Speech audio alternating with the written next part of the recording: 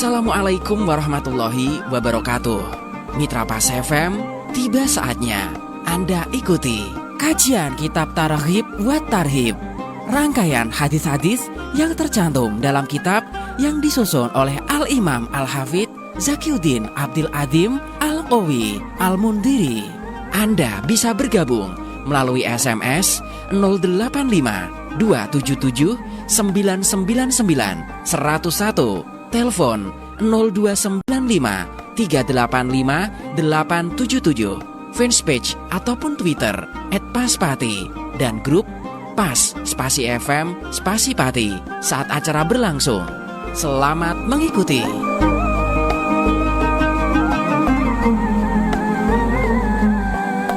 Assalamualaikum warahmatullahi wabarakatuh. Makin pas, makin pasti, Pas FM pasti. Bismillahirrahmanirrahim. Mitra Pas FM yang dirahmati Allah, pertama-tama segala puji dan pujian adalah milik Allah Subhanahu wa ta'ala. Dan bersyukur karena dalam kesempatan pagi ini kita masih diberikan nikmat hidayah, masih diberikan kesehatan sehingga bisa bersua kembali dalam satu program spesial kajian Kitab Hadis Targhib wa Tarhib. Tak lupa sholawat masalam kepada junjungan kita Nabi Allah Muhammad Sallallahu Alaihi Wasallam yang kita nantikan syafaatnya di hari kiamat nanti. Baik Mitra Pas FM yang dirahmati Allah, senang rasanya pagi ini saya Arif Vanili bisa kembali hadir untuk Anda dalam satu program kesayangan kita bersama, kajian Kitab Hadis Targhib wa Tarhib. Dan tentunya nanti Anda bisa bergabung karena kita juga memberikan kesempatan Anda bisa masuk melalui SMS dan juga WhatsApp untuk berinteraktif, berdiskusi, bertanya dengan narasumber melalui 085277999101.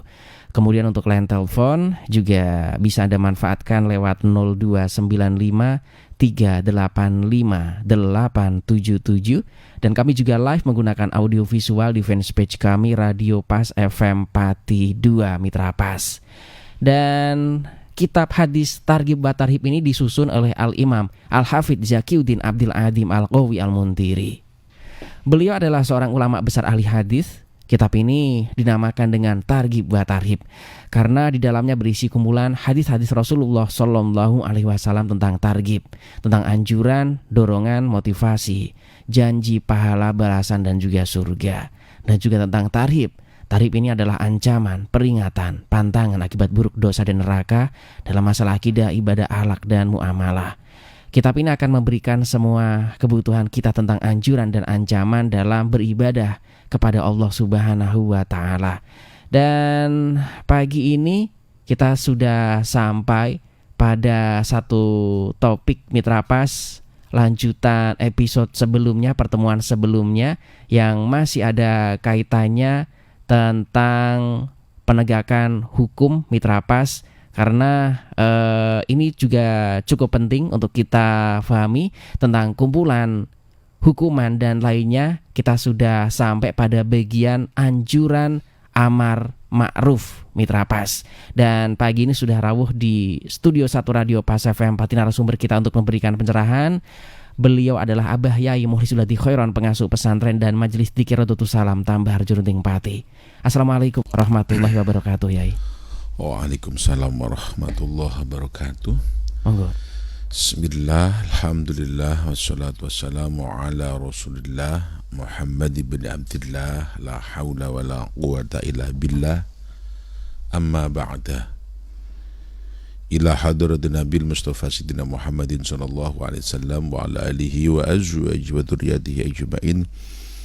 Ila hadrati jamil masyayikhina wa muallimina wa murabbi rakhina khususan muallifi hadzal kitab syai'ullahi lana wa lahumul fatihah. A'udzu billahi minasyaitonir rajim. Bismillahirrahmanirrahim. Alhamdulillahi rabbil alamin. Arrahmanir rahim. Maliki yaumiddin. Iyyaka na'budu wa iyyaka nasta'in. Shiratal mustaqim. Radal ladzina an'amta 'alaihim ghairil maghdubi 'alaihim waladdallin. Amin.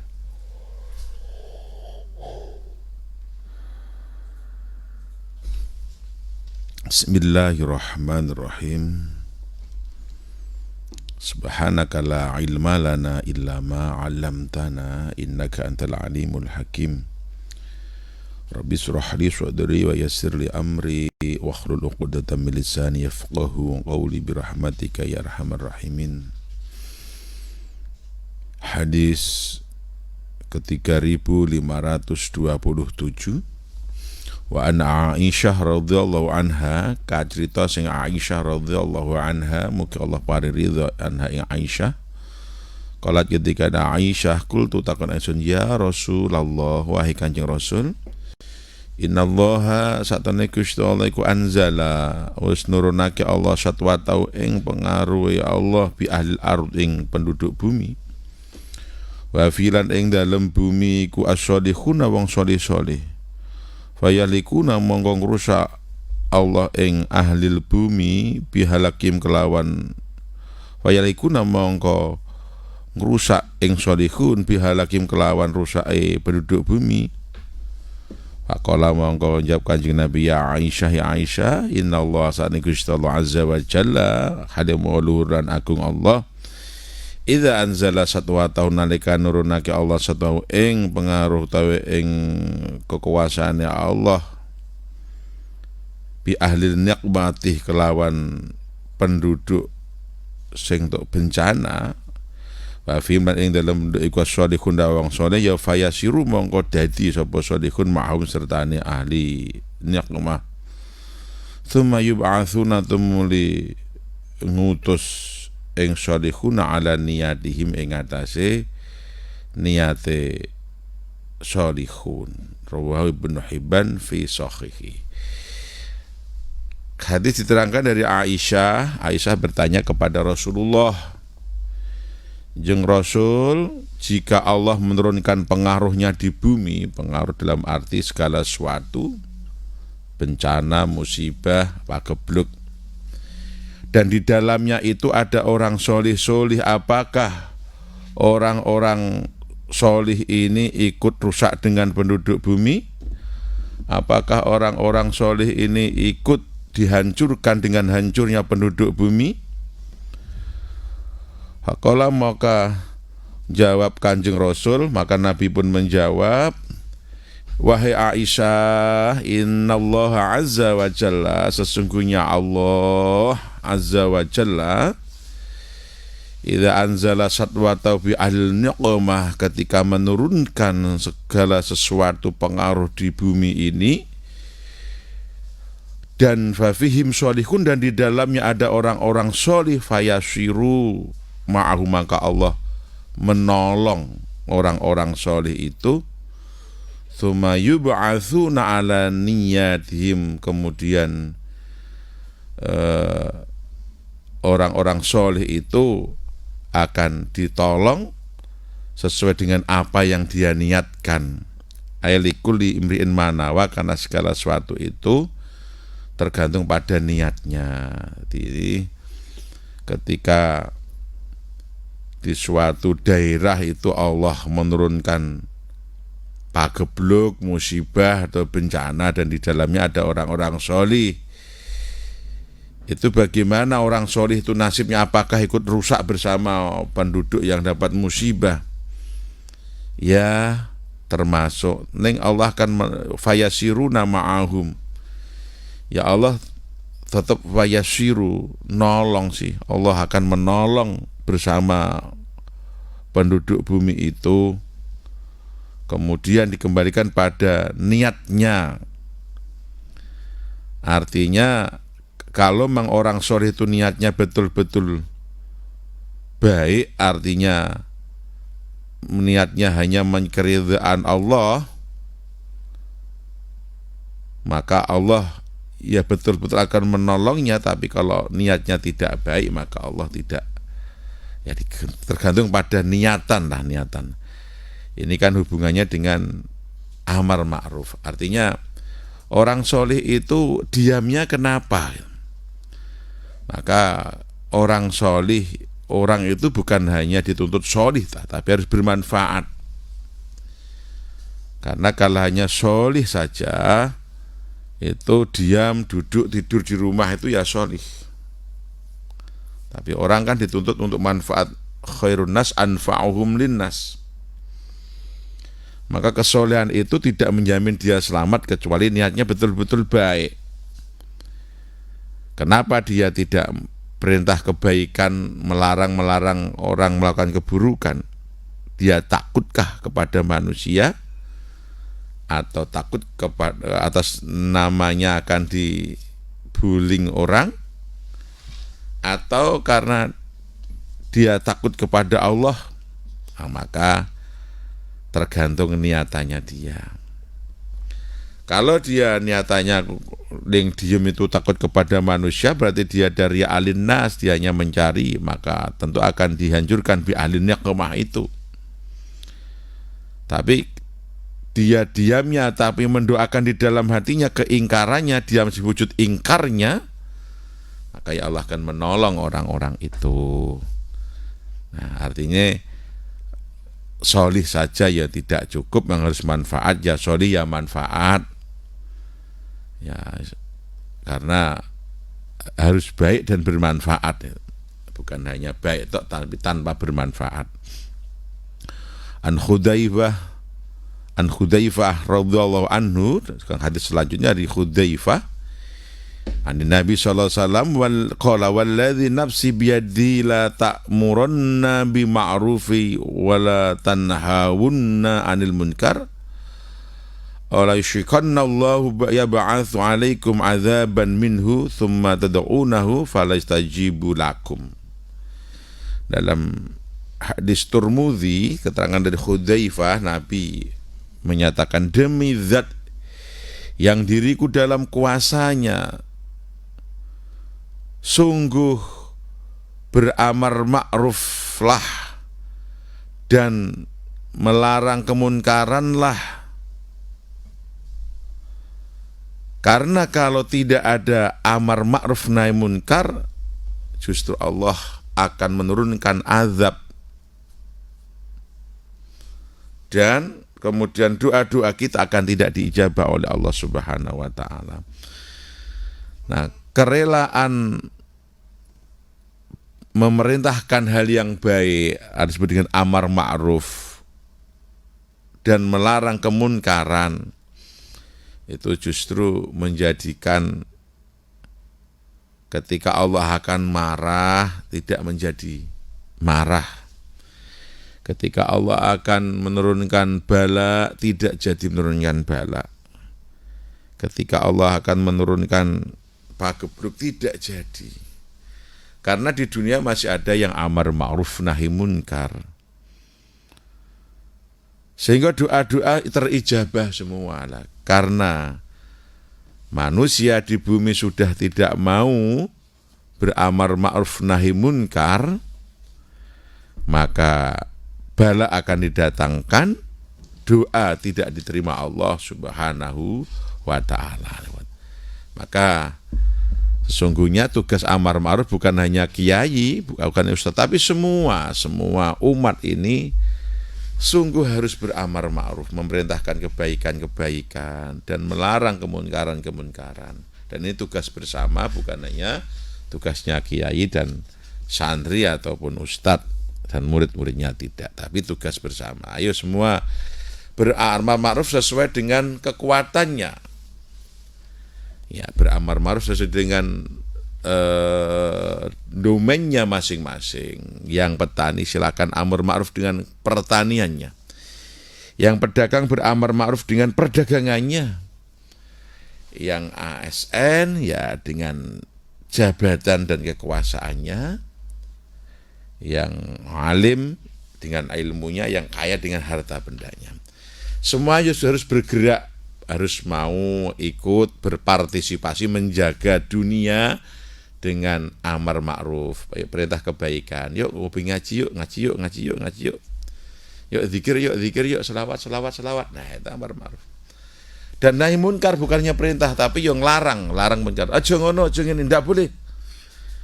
Nah, ini ono nekake apa ki, pengajian apa jukitan? Pengajian aja jukitan. Nah, itu nahi munkar, sudah nahi munkar. Itu menjadikan doa kita diijabah, menjadikan apa itu azab Allah tidak diturunkan di bumi itu karena masih ada yang amar ma'ruf. Hadis selanjutnya wa an Abi Sa'id Al-Khudri radhiyallahu anhu qala Rasulullah la yuhaqqiranna aja ngrendahno teng remeh temenan sapa ahadukum salah siji kabeh nafsu ing awake ahad. Qalu takon sapa sahabat ya Rasulullah kaifa yuhaqqiru ahaduna?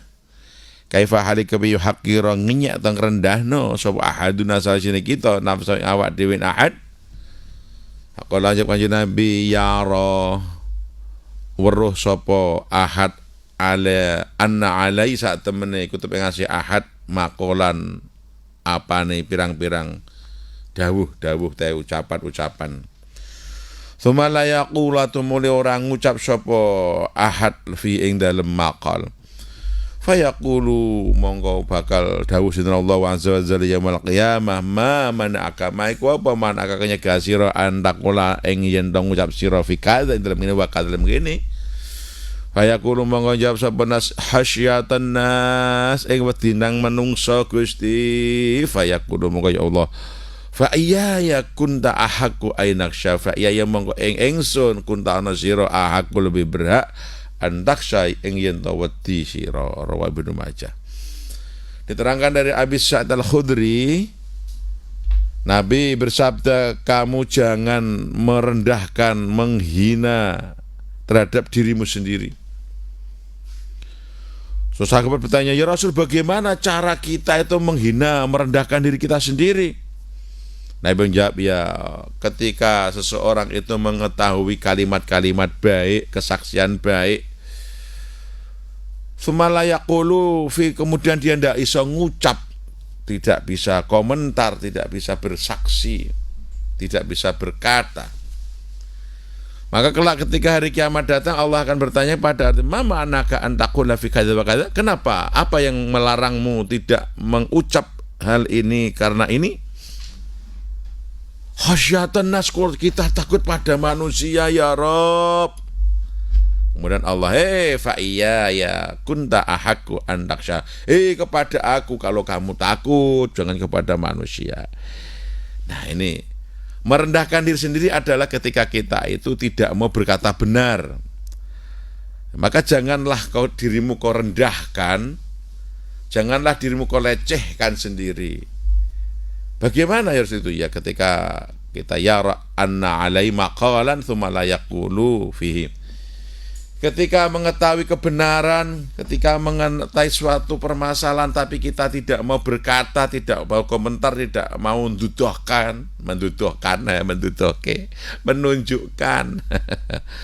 maka itu merendahkan diri sendiri. Maka berkatalah kebenaran, katakanlah kebenaran walau itu menyakitkan. Karena kalau tidak berarti kita itu merendahkan diri sendiri. Hadis selanjutnya ke-3531 an Jarir radhiyallahu an, kacerita saing Jarir radhiyallahu anhu kala ngendikan Jarir, bay'atu was bai'at ingsun an-nabiyya ing Kanjeng Nabi Muhammad sallallahu alaihi wasallam ala sam'i ing atase mendengar ngrungokake waktu ahlan tu'ah falaqan nati mongko nemun ingsun fima ing dalam perkara istata'tu kang kuat ingsun wan fin nuskhi lan nasihat di kulli muslim kedue sahabat Islam. Rawi Bukhari Muslim. Sahabat Jarir bercerita, saya telah berbaiat kepada Nabi sab'an wa ta'atan, artinya sendika dawuh. Saya berjanji akan mendengarkan dan menjalankan, yaitu untuk saya sekemampuan saya memberi nasihat terhadap tiap-tiap orang Islam. Nah, tiap-tiap Muslim adalah bersaudara. Tugas kita adalah saling memberi nasihat atau bertausiah. Nah, maka itu tugas penting untuk saling memberi nasihat itu terhadap orang Islam. Maka dalam rangka memberi nasihat itu ya harus amar ma'ruf. Kang, ini bukan berarti kami menggurui kamu ya, tapi ini dalam rangka persaudaraan Islam, saya memberi nasihat kepada kamu. Nah, berilah nasihat saudara Islam itu, karena memang tugas orang Islam memberi nasihat orang Islam, benar bertausiah, namanya saling berpesan itu ya. Kalau mau'idhah itu orang tua kepada anak, kiai kepada umat, guru kepada murid, itu mau'idhatul hasanah. Tapi tausiah adalah kepada sesama insan ini bertausiah, berpesan, atau saling memberi nasihat baik. Kemudian hadis dari At-Tamim Ad-Dari ani Nabi qala ad-dinun nasihah. Nabi mengatakan agama itu nasihat. Maksudnya bagaimana? Li'anna man la yuhlisal qaulal muslim falaysa minhum. Agama itu sebetulnya adalah nasihat. Kalau ngendingalake Kanjeng Nabi ing dawuh salasan ing ping 3. Dan Nabi itu mengatakan ad-dinun nasihah. Qala qulna liman ya Rasulullah, bagi siapa ya Rasulullah? Qala lillahi, bagi lillahi, orang yang mencintai Allah, taat pada Allah. Wali rasulih, lan orang-orang yang mencintai Rasulullah. Wa aimatil muslimin, dan imam-imamnya orang Islam. Wa ammatim, dan seluruh umat muslim. Agama itu nasihat bagi siapa? Orang yang mencari ridha Allah. Agama itu sudah cukup memberi nasihat kepada kita.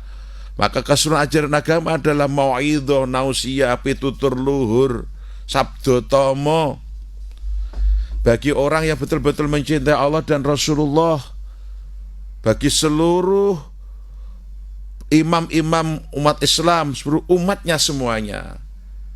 Agama ini adalah pegangan, agama ini adalah nasihat, agama ini adalah penunjuk jalan, agama ini adalah imam, dan kita semua adalah makmumnya. Ya cukup sampai di sini ya. Nanti kita sambung lagi. Baik, Mitra Pak, silakan bagi Anda yang bergabung, Anda bisa masuk melalui telepon lewat 0295385877. Kemudian juga SMS WhatsApp. Anda bisa kirim voice note Anda di sana di 085277999101. Dan fanspage kami juga live menggunakan audio visual. Anda bisa komentar di fanspage kami Radio Pas FM 42, dan linknya bisa Anda kirim Mitra Pas ke Iwan Anda untuk bersama-sama mengkaji, sehingga pada saat acara ini selesai Anda pun nanti bisa memutar ulang kembali. Yang pagi ini juga sudah bergabung. Assalamualaikum warahmatullahi wabarakatuh, Yai. Waalaikumsalam warahmatullahi wabarakatuh. Yang sudah bergabung ada Bang Joni di Sonian, menanyakan, ada yang telepon dulu di 3858877 ini. Halo, assalamualaikum Pak FM Pati. Waalaikumsalam. Dengan siapa, di mana Pak? Dari Pak Kastubi Kertomulya biasa Mas, kami telepon. Oke, silakan Pak Kastubi. Assalamualaikum Pak Ustaz. Waalaikumsalam warahmatullahi wabarakatuh. Mau membanggakannya masalah haji Pak Ustaz. Ini ada seorang anak itu pergi haji, tapi biayanya membayar itu biaya dari tinggalan orang tua yang terdahulu, misalnya adal pengrok, adal tambah. Itu yang mendapat pahala siapa Pak kira-kira? Apakah almarhum yang sudah meninggal? Apakah anaknya yang menunaikan haji? Karena anak itu kan tidak mau jeripaya membanting tulang untuk biaya naik haji. Yang banting tulang kan ayahnya. Coba Pak Ustaz minta penjelasannya, mendapat ganjaran siapa? Anaknya ini umur berapa? Ya, anaknya ya sudah sempurna pergi haji. Sudah akil balik Pak ya, mukalaf ya. Oke. Apa Ustaz? Yang kedua ya Ustaz, pertanyaan saya jauh begini, meniskan ini. Orang bisu itu wajib beribadah apakah tidak Pak? Cukup sekian, dan saya sudah Pak Kastubi Kertomulya. Assalamualaikum warahmatullahi wabarakatuh. Waalaikumsalam warahmatullahi wabarakatuh. Baik, tentang haji ya Pak ya. Dawai Gusti Allah, walillahi 'alan nasi hajjul baita man istata'a ilaihi sabila. Hajjul baiti man istata'a ilaihi sabila. Jadi orang itu hanya kepada Allah diwajibkan manusia untuk melaksanakan haji ke Baitullah, haji di Mekah, ketika istitoah itu mampu. Dengan istitoah itu ya mampu secara finansial yang dibawa, yang ditinggal kemudian setelahnya. Itu namanya istitoah. Dan secara keuangan ada yang dibawa untuk bekal, daftar dibawa, ada yang ditinggalkan selama pergi, ada yang digunakan setelah pasca haji. Jadi tidak boleh orang haji kok kemudian tek-entekan gitu, tidak boleh. Kemudian nadol omah tanah go kaji, yang penting so kaji, itu tidak boleh. Sehingga nanti habis kaji mau ngapa tidak tahu, itu malah tidak boleh. Berarti tidak istitoah. Istitoah secara kesehatan, tidak ada kendala penyakit yang memberatkan. Ya, penyakit memberatkan ya penyakit yang memberatkan, yang bahaya, yang resiko tinggi ya, resiko tinggi, atau pasien risti istilahnya. Seperti stroke itu, stroke yang berat, atau yang risiko tinggi, nanti dokter itu yang membagi termasuk penyakit apa saja yang termasuk risiko tinggi itu. Berarti secara kesehatan ya istitoah. Istitoah secara perjalanan, ada pesawat, situasinya aman, tidak ada konflik, tidak ada perang yang menjadikan terhalangnya atau tidak bisa terbangnya atau berangkatnya kendaraan menuju ke Baitullah. Kemudian tidak adanya wabah menular. Jadi kalau terhalang dari segi finansial atau keuangan, kesehatan, situasi dan kondisi, kemudian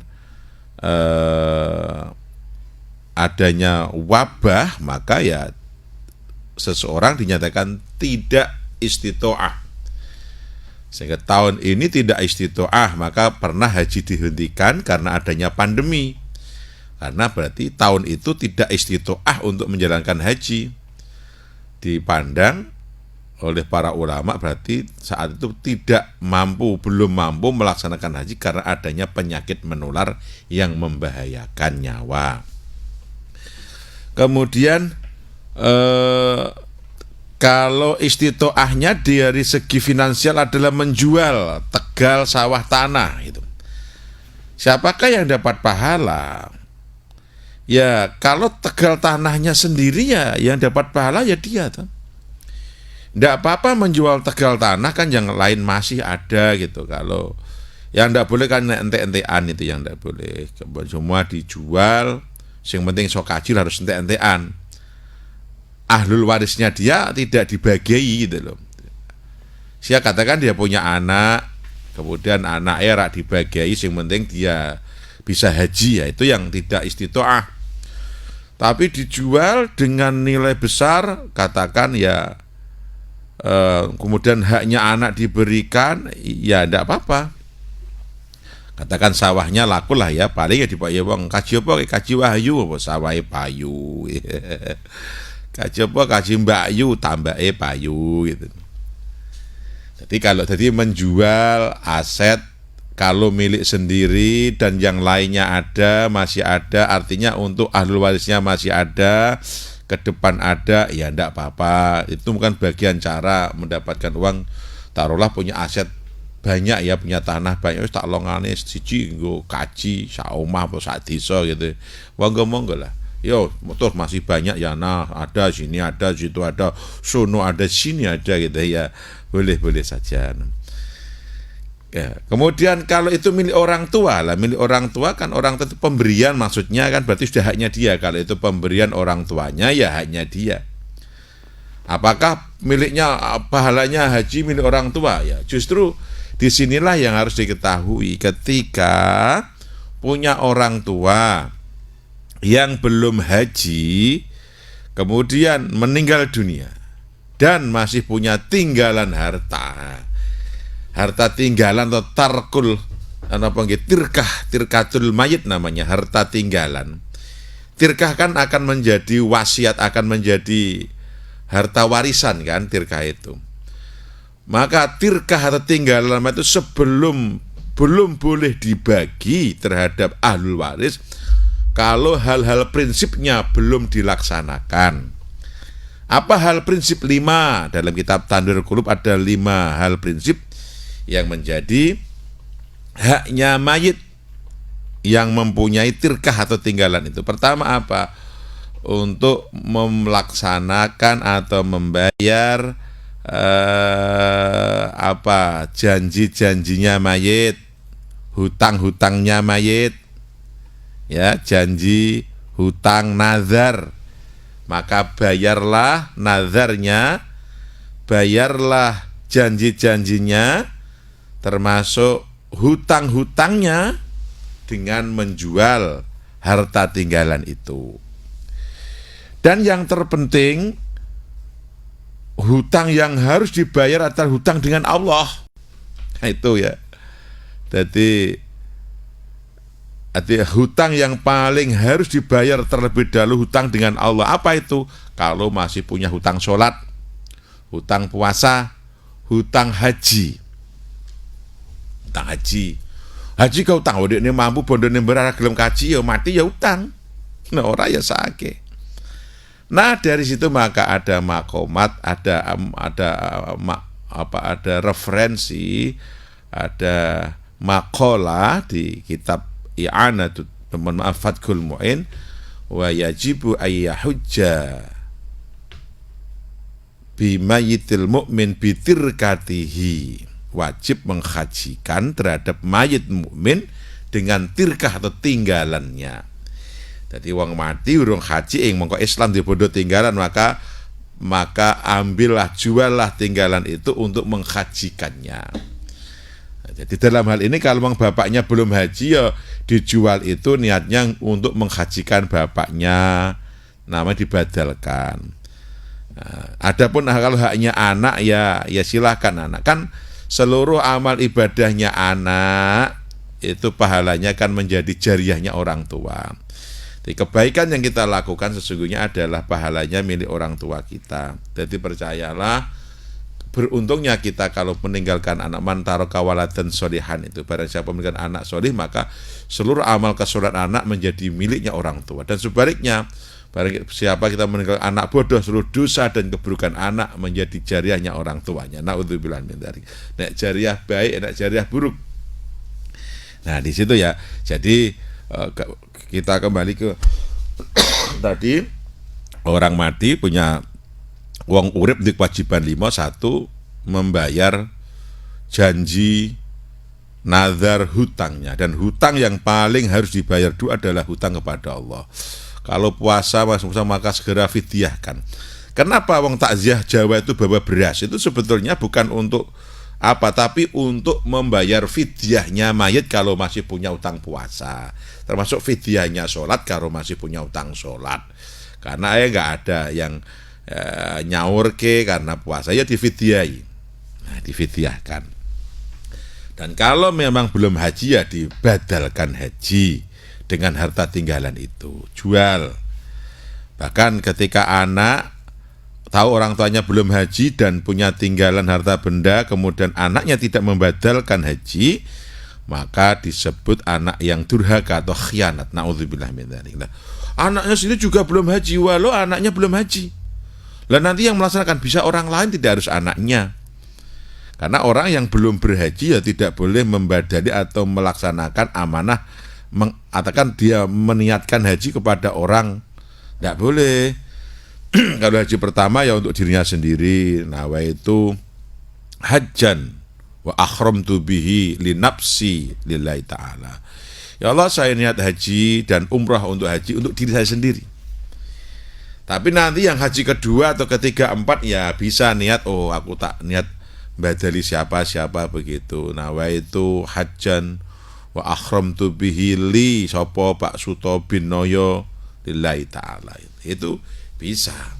Tapi kalau pertama ya tidak bisa ya untuk dirinya sendiri itu.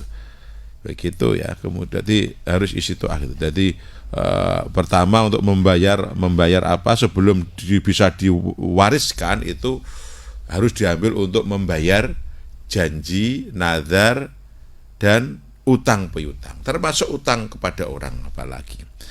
Modalnya dua, diambil harta tinggalannya untuk ngupokoro mayit itu, beli ules, patok, blabak, sedekah dan seterusnya, dalam rangka menyusulkan, mengirim pahala kebaikannya kepada si mayit itu. Nomor 3, menjalankan amanahnya, punya wasiat apa. Si mayit itu punya wasiat, jadi warisan belum bisa diterima ahlul waris kalau wasiatnya belum dijalankan. Bapak itu punya wasiat kalau meninggal itu Tegal Kulon Desa suruh memberikan pada Yihadi Runting gitu. Ya, ndang segera berikan tak tampanane. Dan warisannya semuanya belum bisa dibagi anaknya kalau warisannya belum disampaikan. Wasiatnya ya. Tapi wasiatnya itu seluruhnya niku di bapak bondone mong itu tok ya, tidak boleh. Wasiatnya orang mati itu hanya boleh mewasiatkan harta benda itu hanya 1/3 dari tinggalan, tidak boleh semua. Katakan begini, ada orang tua yang banget bencinya terhadap anak-anaknya sehingga menulis satu wasiat, kelak jika aku mati maka seluruh harta bendaku kuberikan pada panti asuhan atau pondok pesantren atau masjid, dan anak-anakku tidak punya hak atas itu semua. Wasiat ini gagal atau batal demi hukum. Tidak boleh. Masih punya ahlul waris, ya tinggalan itu haknya ahlul waris. Tapi sudah diwasiatkan, ya hanya 1/3 dari tinggalan saja. Tidak boleh semua, 1/3. Kalau 1 hektar ya 1/3-nya 1 hektar itu berapa? Itu yang boleh diberikan atas nama wasiat karena diwasiatkan, baik tertulis atau tidak tertulis. Kalau tidak tertulis ya 3 hari setelah kematian, kalau tertulis ya kapan saja ketika siap. Dan setelah diambil 1/3-nya maka selainnya itu milik ahlul waris, kembalikan pada ahlul waris. Kalau masih ada anak ya anaknya, kalau ada anak istri ya anak istrinya, itu ahlul warisnya. Kalau tidak ada ya orang tuanya. Kalau tidak punya anak istri ya orang tuanya. Kalau tidak punya orang tuanya ponakannya. Tidak punya ponakan saudara laki-lakinya atau saudara perempuannya, ya, itu ahli waris ya cucunya. Mana yang ada gitu, yang ada. Kalau sudah ada anak dan orang tua ya harusnya 2 itu, tidak kemana-mana. Begitu. Jadi itu kemudian baru dibagi. Kalau wasiatnya belum dilaksanakan, nazar, janji nazar atau apa tadi, hutang belum dibayar, kemudian yang untuk ngupokoro belum diambilkan, maka belum boleh dibagi. Belum boleh dibagi tinggalan itu. Begitu ya. Baik, pertanyaan yang kedua ini juga cukup penting Yai, tentang orang yang tunawicara atau mohon maaf ini bisu, apakah wajib beribadah? Oke, kemudian kalau kita bisa kembangkan, orang yang berkebutuhan khusus seperti apa yang tidak dinilai mukallaf, atau orang yang berkewajiban beribadah kepada Allah Subhanahu wa taala. Orangnya seperti apa ini, mohon pencerahannya? Iya, karena kewajiban beribadah kan orang Islam akal dan balik. Selama dia emang Islam, kemudian akalnya waras, walaupun berkebutuhan khusus, taruhlah dia tidak mendengar, tidak melihat, ya tetap berkewajiban menjalankan perintah Allah. Jadi orang yang tidak bisa bicara disebut lazim, disebut dengan bisu, atau istilah halusnya ya orang berkebutuhan khusus. Kemudian orang yang mohon maaf tidak bisa melihat, bahasa jelasnya ya buta, bahasa halusnya ya berkebutuhan khusus, ya wajib sholat juga, wajib menjalankan perintah Allah. Sebatas apa? Sebatas kemampuan dia mendengar, merasa, mengingat. Tidak dituntut untuk sempurna. Ya sak kemampuan, ittaqillaha mastata'tum, taatlah pada Allah sak kemampuanmu. Karena tidak mendengar ya berarti tidak diwajibkan mengucap, tidak bisa berbicara ya tidak diwajibkan berbicara. Ya sak kemampuan nih, kan yang jelas hatinya masih bisa bicara. Tidak mampu mendengar ya sak ngurungnya sak fahami gitu. Ya, sak fahami begitu ya. Karena ada memang yang bisa dikatakan untuk mendapatkan stimulus ada kesulitan bagi yang tunarungu wicara, tidak bisa mendengar, tidak bisa berucap juga. Ini juga kesulitan dan memang butuh hal yang lebih ekstra ya untuk ngopeninnya Kiai. Ya, maka hanya contoh pada zaman Nabi kan ada sahabat yang tidak bisa melihat, namanya Umi Maktum. Itu juga bahkan menjadi muadzin kan, menjadi muadzin masjid Madinah kan. Jadi ketika Umi Maktum itu azan berarti sudah subuh. Gitu, karena Bilal itu azan awal. Oh, Bilal sing azan nanti berarti waktunya sahur atau tahajud. Nanti kalau sudah Umi Maktum itu waktunya sholat subuh. Itu sahabat Nabi yang tidak bisa melihat. Nah, itu juga terlibat dalam proses berdirinya syariat kan. Itu. Dan yang tuli-tuli, mohon maaf, budak ya banyak juga gitu. Yang bisu juga demikian. Jadi semua selamat, tapi ya menjalankan sesuai dengan kemampuannya. Dia bisa apa, hanya dengan gerakan tak sudah cukup.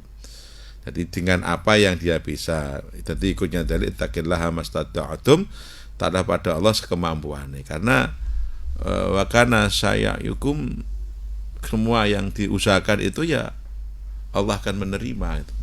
Segala upaya orang, iktikad baik, keinginan baik, beribadah apapun bentuknya tetap diterima Allah Subhanahu wa taala. Itulah murahnya Allah, karena Allah itu asy-syakur. Allah itu nomponan, apapun gitu ya. Baik, berikutnya yang sudah bergabung, Assalamualaikum warahmatullahi wabarakatuh Yai. Waalaikumsalam warahmatullahi wabarakatuh. Dari Bang Joni di Sonen yang sudah masuk di grup Pas FM Pati, pendengar Pas FM Pati. Oke, bagaimana caranya menghadapi dari tindakan dan juga tindakan kita harus seperti apa pada orang yang sumpah atas nama Tuhan? Contohnya billahi, demi Allah, tallahi, wallahi, ini huruf qasam yang bikin jer ini sepertinya. Akan tetapi sumpah tersebut hanya untuk menutupi aibnya semata. Ini bagaimana? Tahu mungkin masyarakat sudah memahami tipikal orang tersebut atau bagaimana, saya belum tahu ini. Mohon pencerahannya, ini harus bagaimana kita menghadapi orang yang model seperti ini? Kebiasaan bersumpah itu sesungguhnya diajarkan dalam Islam. Maka dalam Al-Quran Allah juga banyak bersumpah kan. Nah, yang dilarang adalah sumpah jahiliyah. Sumpah jahiliyah adalah sumpah yang tidak menggunakan huruf qasam dan tidak melibatkan Allah. Seperti sumpah yakin, bolukin, solikin, matrukin, ya semuanya. Gelem kecepet bumi, gelem kesamber opo, samber lilin apa-apa gitu ya. Orang Jawa kan apa kalau sumpah ekstrim kan. Gelem kecepet bumi samber lilin dan sebagainya. Itu disebut qasamul jahiliyah, itu sumpahnya orang-orang jahiliyah. Itu tidak boleh yang begitu. Kalau harus bersumpah, bersumpahlah atas nama Allah yang menggunakan huruf sumpah, huruf qasam yang ada 3, wawu, ba, ta. Itu huruf qasam.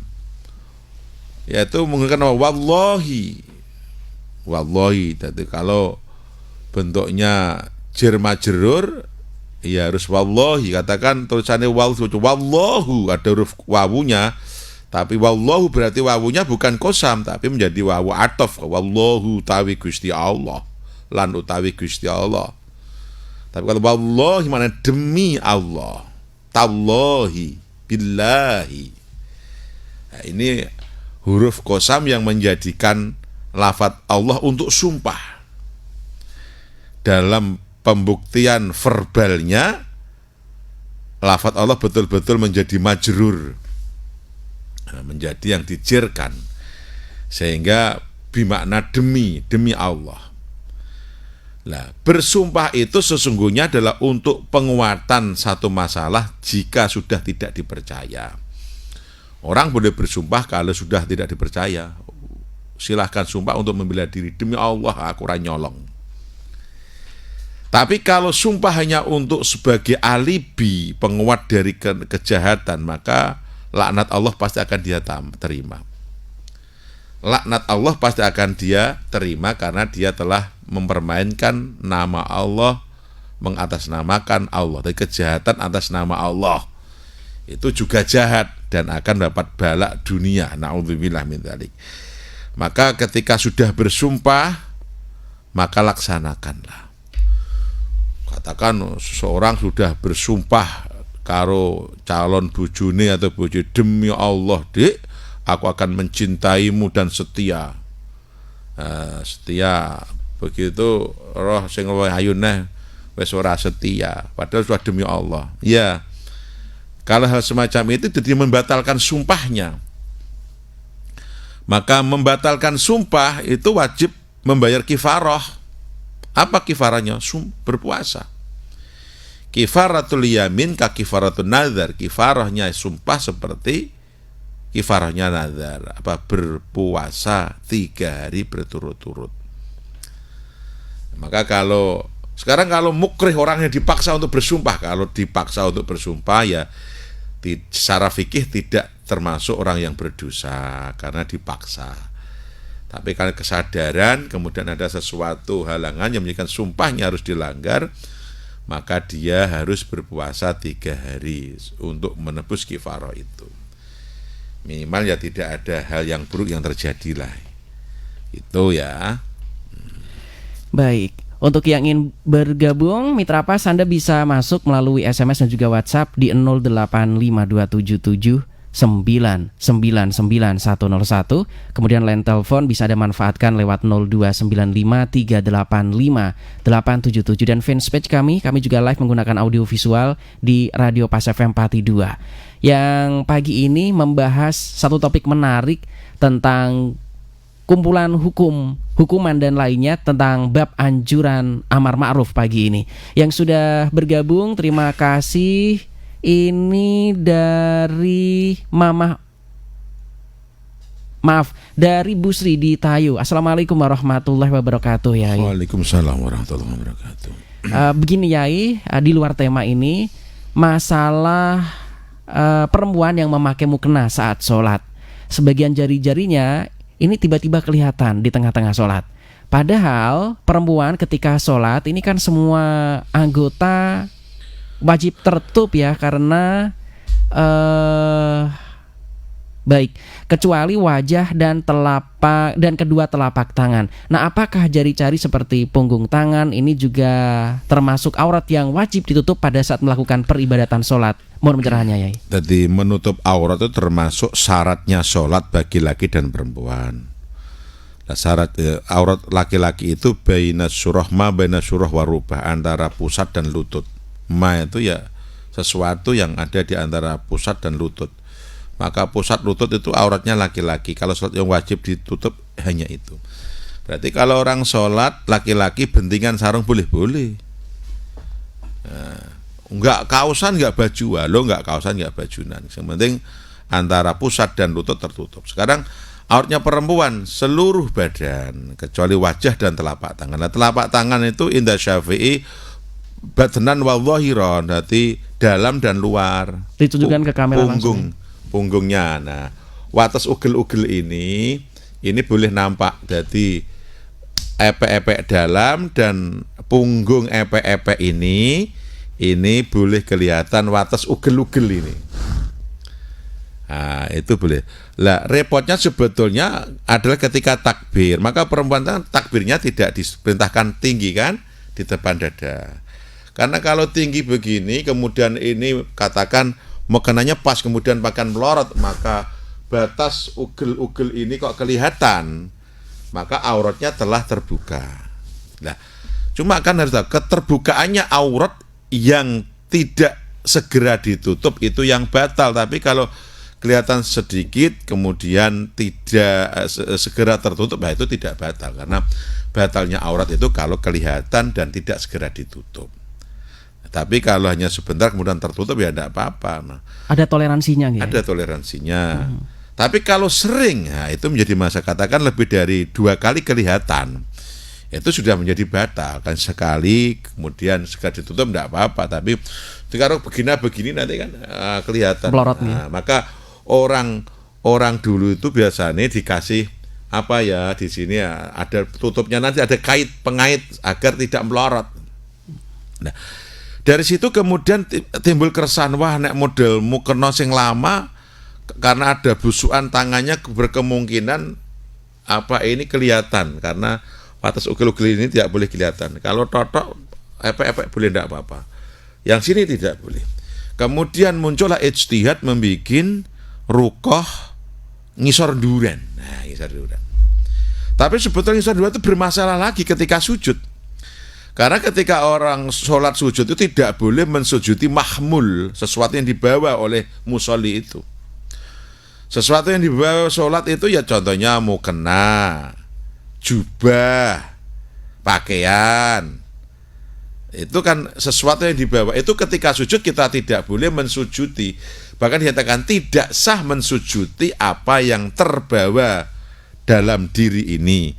Contohnya katakan jubahnya lebar kemudian ngelembreh, terus kemudian dahi kita ketika sujud di atas jubah itu atau serban itu atau kudung itu. Tidak boleh, sujudnya tidak sah. Begitu termasuk wanita. Ketika sujud mensujudi mukenanya yang potongan dhuwur atas bawah itu, kemudian yang atas itu dijeleberkan begitu kemudian disujudi, itu justru malah tidak sah. Syaratnya sujud tidak boleh mensujudi sesuatu yang dibawa. Lah mukena itu yang dibawa termasuk mahmul yang dipakai alaiha. Nah, maka tidak boleh disujudi. Kalau mensujudi sujudnya tidak sah, karena sujud itu menggunakan sab'atul a'dham, 7 tulang. Dahi, kemudian 2 telapak tangan, 2 lutut, kemudian 2 jari kaki dan telapak tangan, dan tidak boleh mensujudi yang di bawah itu. Maka bermasalah lagi, akhirnya kembali ke model yang lama, los-losan agar tidak repot, tidak salah. Cuma kekurangannya adalah lengan tangannya ini harus ada kaitannya biar tidak melorot. Kalau hanya totoknya kelihatan tidak apa-apa. Nah, berarti ketika jenengan sholat sudah pakai pakaian wanita, gamis panjang dan sebagainya, kemudian kemungkinan kalau takbir begini wates ugel-ugel atau pergelangan tangan ini tidak kelihatan, ya sudah boleh, tidak harus memakai mukena asal suci kan. Nah, kakinya nanti pakai ya penutup kaki juga. Kaos kaki sudah cukup ya? Tapi kaos kaki itu juga dinyatakan tidak cukup karena bentuk kakinya masih kelihatan. Lekuk-lekuknya ini. Nah, karena aurat wanita itu disebut aurat ketika lekuannya tidak kelihatan. Sementara kalau pakai kaos kaki saja, kalau lekuannya kelihatan termasuk aurat dalam sholat, karena kaki termasuk ikut aurat. Kalau dalam kesehariannya dimaklumi. Dari dalam keseharian ada disebut zinah wanita adalah wajah tidak termasuk zinah atau perhiasan. Kemudian dari pergelangan tangan dan pergelangan kaki, mata kaki itu tidak disebut zinah atau perhiasan wanita yang boleh lihat. Maka standar pakaian keseharian ya enggak apa-apa, telapak tangan atas bawah ugel-ugel kelihatan, kalau kaki mata kaki itu enggak apa-apa. Atau tidak harus wanita pakai kaos kaki gitu, enggak, kecuali kasikilnya bongkrek malah beneran lah bagus. Itu. Tapi kalau tidak itu enggak termasuk aurat itu, kecuali dalam sholat. Nah, di dalam sholat kalau hanya pakai kaos kaki masih terjadi lekuan kaki, itu juga bermasalah sebetulnya, tidak cukup dan tidak sah. Karena dianggap masih kelihatan aurat, karena masih membentuk bentuk tubuhnya itu. Baik, untuk ada mitra pas yang ingin bergabung, Anda bisa telepon di 0295385877 di acara ini. Ternyata kita sudah di penghujung acara, masih ada satu lagi penanyaan nih dari Ibu Amin di Binong Kidul. Assalamualaikum warahmatullahi wabarakatuh. Waalaikumsalam warahmatullahi wabarakatuh. Begini hukumnya kalau ada pohon mangga disewakan kepada penebas seperti zaman sekarang ini, Yai. Pohon itu disewa, yang merawatnya penebasnya. Mohon pencerahannya. Kalau dulu seingat saya ladang yang masih kosong, kemudian si penyewa ini kan menanam dari awal. Nah, ini sudah ada pohonnya disewakan, ada jangka waktunya sekian tahun atau sekian bulan, sekian masa panenan. Ada model begini juga, Yai. Mohon pencerahannya. Ya. Ini kan wilayah fikih ya. Fikih itu memang aturan main. Aturan main itu ya undang-undang lah. Kalau undang-undang prinsipnya kan tidak boleh ngijon itu. Artinya buah yang belum siap untuk dipanen itu belum boleh dijual. Ketika dijual termasuk riba. Contohnya kita punya tanaman buah durian kemudian baru pentil kemudian dijual, itu tidak boleh. Karena pentil itu resikonya nanti rontok, yang beli bisa rugi juga. Karena menjual itu harus pasti, tidak boleh taghayyur atau berubah-ubah. Maka yang boleh dijual adalah ketika buah yang sudah siap dipanen. Nah, kemudian karena banyaknya kompetisi perdagangan, banyaknya tengkulak dan penebas, rebutan dagangan, sehingga masing-masing tidak sabar, kemudian pentil pun dibeli. Nah, ini sebetulnya sudah terjadi zaman Nabi dulu. Ini belum pentil ya, pohonnya langsung. Lah, makanya pentilnya dilarang, pentilnya dilarang karena, dan itu fenomena sudah ada zaman Nabi, disebut ngijon itu termasuk riba. Nah, kemudian orang sekarang kalau mengijon tidak boleh, ya sudahlah pohonnya aja tak sewa. Nah, lebih berani. Pohonnya tak sewa. Itu bagaimana? Dalam hukum fikih boleh, karena ada wujud dan ada sisi manfaatnya, ada keridhaan. Ada wujudnya pasti pohon gitu ya. Kemudian saling ridho itu nanti artinya kalau ada hasilnya ya dia alhamdulillah, enggak ya sudah risiko saya. Artinya ada satu unsur kemanfaatan yang akan bisa diambil. Yang pasti karena pohon itu ya setiap tahun pasti berbuah. Kalau demikian boleh, jadi menyewa pohonnya untuk dialap manfaat. Dinisbatkan menyewa kuda, menyewa motor untuk dialap manfaat, itu boleh. Maka keseluruh tanggungannya ya memang yang bertanggung jawab yang menyewa. Yang nyiramit pepohonan itu, sengobat pohon itu ya yang menyewa. Karena sudah akadnya menyewa. Maka hukum ini yang dipandang yang lebih rasional dan tidak bersinggungan dengan riba. Menyewa lahan plus isinya gitu ya. Ya, sebetulnya ya sedikit lahan bukan hanya pohon ya, karena berhubungannya dengan lahan ya. Di atas batas lahan ya, jadi bukan hanya pohon, karena kalau pohon tok itu kan tidak akan hidup. Maka pohon dan ceblokane ya, dan lahan, sedikit lahan itulah yang disewa. Nanti disempurnakan begitu, jangan hanya pohon. Kalau pohonnya kan sudah cabut pohonnya, itu kan menjadi masalah juga. Maka ya menyewa, akadnya yang betul, ya sewalah tanah saya yang ada pepohonnya itu beserta pohonnya. Sewakanlah tanah dan pohonnya. Kalau menyewa pohonnya artinya kalau dicabut pun tidak salah, karena sing disewa pohonnya gitu. Kalau kita mau pokok-pokokan gitu. Ya, hukum kan pokok memang. Hukum kan pokok ya, prinsip hukum itu. Maka apa ya sesuai dengan kesepakatan itu adalah menjadi konsekuensi hukum itu. Maka dalam hukum itu kata per kata itu harus mengandung makna itu. Kayak gitu. Jadi yang betul adalah menyewa lahan dan pohon untuk disewa 1 tahun 2 tahun untuk dialap manfaat gitu. Dengan segala risiko, berarti antarodi ya, keduanya sama ridho, yang punya oke monggo, yang nyewa juga senang. Kemudian penanggungan perawatan jatuh pada penyewa termasuk kemanfaatannya.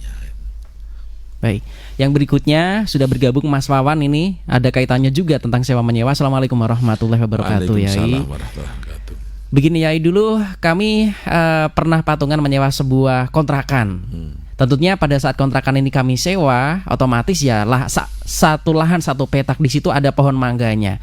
Ketika pohon itu berbuah, kami selalu didatangi, selaku penyewa selalu didatangi oleh para tengkulak yang suka nebas-nebas. Kemudian kami sampaikan bahwa maaf, kami harus izin dulu kepada yang punya rumah ini atau yang punya lahan ini karena kami posisi ngontrak atau nyewa.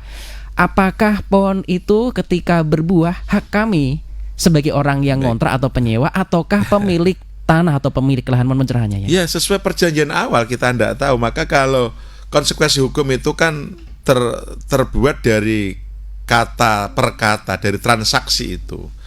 Maka sehingga transaksinya kan harus jelas, katakan saya menyewa rumah atau bangunan serta tanah dan apa yang ada di atas tanah. Maka diksinya harus jelas. Itu. Kalau hanya saya menyewa rumah, ya berarti rumah tidak beserta perkarangan berarti. Maka lain kali kalau membuat satu perjanjian ya yang jelas, perjanjian kontrak atau sewa silahkan. Berarti di situ atas nama saya, atas nama ini, umur ini, alamat ini, agama ini, setelah menyewa pada pihak kedua, dalam ini bapak ini, alamat ini, sebuah bangunan atau tanah dan semua yang ada di atas tanah itu, dengan luas sekian. Begitu jadi dijelaskan. Jadi sebidang tanah, menyewa sebidang tanah dan semua yang ada di atasnya. Sekarang kalau menyewa bangunan tanahnya orang, nanti kalau digusur gimana? Kalau junjungan omahe wae. Berarti kalau yang disewanya bangunan atau kontrakannya, berarti pekarangannya tidak, tanamannya tidak, maka tidak termasuk.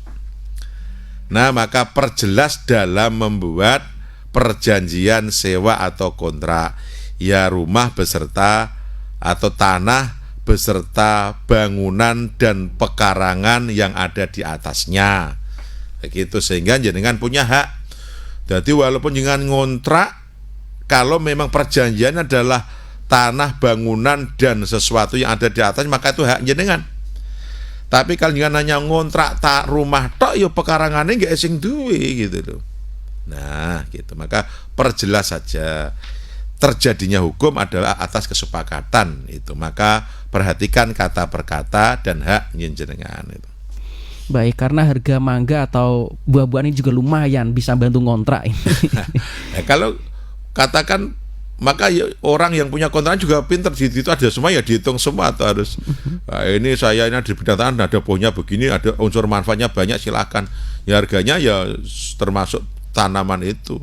Tapi biasanya ya hanya bangunan biasanya. Tapi ya tergantung perjanjian nih. Kembali pada perjanjiannya. Maka perjelas saja ketika nyewa atau ngontrak ya. Nyewa dan ngontrak itu sama ya. Sewa, nyewa dan ngontrak sama. Menyewa atau mengontrak itu perjelas perjanjiannya gitu. Baik, Mas Wawan sudah jelas dan gamblang nggih. Oke, pertanyaan-pertanyaan berikutnya kita tunggu di episode berikutnya. Kita harus segera closing ya, mohon doanya sebelum kita closing. Baik, hanya hidayah Allah yang mampu membawa pada kita faham sehingga bisa mengamalkan, sehingga menjadi disebut tambah ilmu, jadi ilmu yang bermanfaat. Tanpa ada hidayah Allah kita hanya bertambah ilmu tapi tidak akan bertambah dekat dengan Allah, tapi hanya bertambah jauh. Na'udzubillah min dzalik. Akhirnya billahi taufiq wal hidayah, alafu minkum. Assalamualaikum warahmatullahi wabarakatuh. Waalaikumsalam warahmatullahi wabarakatuh. Mitra Pas, Anda bisa menyimak kajian kitab hadis Targhib wa Tarhib setiap hari Ahad dari pukul 5 hingga acara ini selesai. Pukul 7 Mitra Pas tentunya akan ada banyak diskusi. Bab-bab di kitab ini cukup banyak yang mungkin juga belum Anda simak di kitab-kitab berikutnya, karena ini bisa dikatakan komplit ya. Ada anjuran, ada motivasi, kemudian ada ancaman, ada punishment, ada reward and punishment di kitab ini. Terima kasih untuk kebersamaan Anda. Saya Arif Vanili beserta kerabat kerja Radio Pas FM Pati pamit. Mohon maaf apabila ada hal yang kurang berkenan, karena kesempurnaan mutlak hanyalah milik Allah Subhanahu wa Ta'ala. Kesalahan datangnya dari kami sebagai makhluk yang memang diciptakan serba kurang. Saya Arif Vanili, informasi Pas FM pasti. Wassalamualaikum warahmatullahi wabarakatuh. Mitra Pas FM, baru saja Anda ikuti kajian kitab Targhib wa Tarhib, rangkaian hadis-hadis yang tercantum dalam kitab yang disusun oleh Al-Imam Al-Hafidz Zakiuddin Abdul Adim Al-Owi Al-Mundiri. Acara ini bisa Anda ikuti setiap hari Ahad dari jam 5 pagi. Anda juga bisa bergabung mujahadah Dzikrul Ghafilin dan Rotibul Hadat dan kajian kitab Tambihul Ghafilin setiap malam minggu, dan kegiatan Duha Mubarokah jam 10 pagi hingga waktu duhur setiap Rabu yang diawali tahsinul Quran dan wadifah mulazimah, dzikir thoriqoh mu'tabaroh samaniyah, serta pengajian kitab Durratun Nasihin dan Tanwirul Qulub. Wassalamualaikum warahmatullahi wabarakatuh.